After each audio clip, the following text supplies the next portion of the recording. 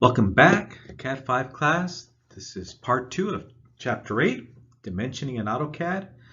Now, some of the concepts we're going to cover in this video, we'll see it later on in a later chapter, but I'm just going to give you a brief introduction to other parts of dimensioning.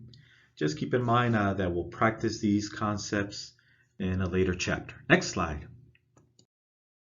Geometric dimensioning and tolerancing, also known as GD&T. We do not cover GD&T in this class. There's a class, CAD 45, dedicated strictly to GD&T. So it's drafting with GD&T symbols. But if you wanted to know how to add GD&T in AutoCAD, you go to the Annotate tab, go to the Dimensions panel, go to the pull down to give you more commands, and here is the GD&T icon. So click on the GD&T icon. Click on the dimension you want to attach GD&T frame to, and the dialog box will allow you to type in numbers and your datums. Next slide. Now, typically we don't want extension lines to cross dimension lines. It's okay if you don't have a choice. It's okay if you leave the extension line crossing this dimension line. But if you do want to clean it up, add a break. Go to the Annotate tab, Dimensions panel, and this is the Dimensions break icon.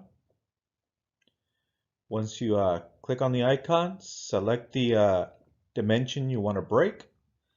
Select it, hit enter, and it will automatically detect any clashing, and it'll add the break for you here in the extension line. Next slide. Okay, sometimes you want to add text and or symbols to your dimensions. So let's say, for example, we have this hole, and you wanted to create a second hole with the same diameter of 0.31. So you would have to put 2 places on your dimension indicating that there are 2 holes with the same diameter.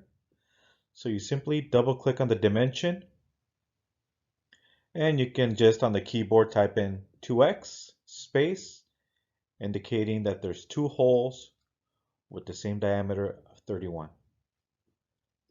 Once you're done, click outside the text box, and you'll be able to exit the command and also hit escape to exit. Next slide. How to add a symbol. So here we have a cylindrical shape where we are to dimension the rectangular view. You use a linear dimension to add your dimension, but you still need to add the diameter symbol. So you simply double click on the dimension, double click, and then you have the option of adding a symbol. So you can just go to the pull down here to the symbol, click, and here are some of the most common symbols: degrees, plus or minus, and diameter. So you can just simply from the list here pick the diameter symbol, and it'll insert the diameter symbol. Once you're done, you can click outside the box and hit escape. Also, if you wanted to change the dimension, let's say you wanted to overwrite the 0.75 diameter, and let's say you wanted to make it 1 inch, you simply highlight the purple area, it'll turn a dark blue, and you can overwrite the text and type in your own dimension of 1.0, for example. Once you're done, don't forget to click outside the box to exit the text box and then hit escape on the keyboard. Another option for inserting symbols is by clicking Other. So if you were looking for a symbol, for example, countersunk, depth, or counterboard, you wanted to insert one of those symbols, it's not listed, simply go to Other, and we'll show how to do that on the next slide. So another way to add symbols is to double click on the text as we did before. Go to Symbol, go to the drop down. Here we have a small list of symbols, the most common symbols. Another option is to click on Other, and you'll have a lot more options as far as symbols to choose from. This is the character map. Go to the drop down, go to GDT, or type in GDT and it'll show you the most common drafting symbols that you see on drawings.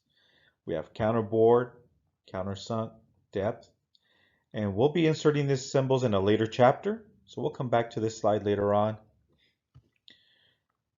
Here's the diameter symbol. So it'll be the small diameter symbol. You click on it. By selecting it, it'll increase in size, letting you know that you've chosen that symbol. Click select. It'll populate the characters to copy line. And you can keep on clicking if you want to add more symbols to this line. Then you can select it with the mouse, highlight it, hit copy, or hit Control C to copy. Then go back to your dimension. If you want to add the symbol here in the front, you right click, paste, or Control V to paste. If you want to add the symbol in the back, right click on the back and paste, or Control V. And again, we'll be covering more how to insert symbols in a later chapter when discussing tolerances and counterbore and countersunk and depth symbols. End of lecture.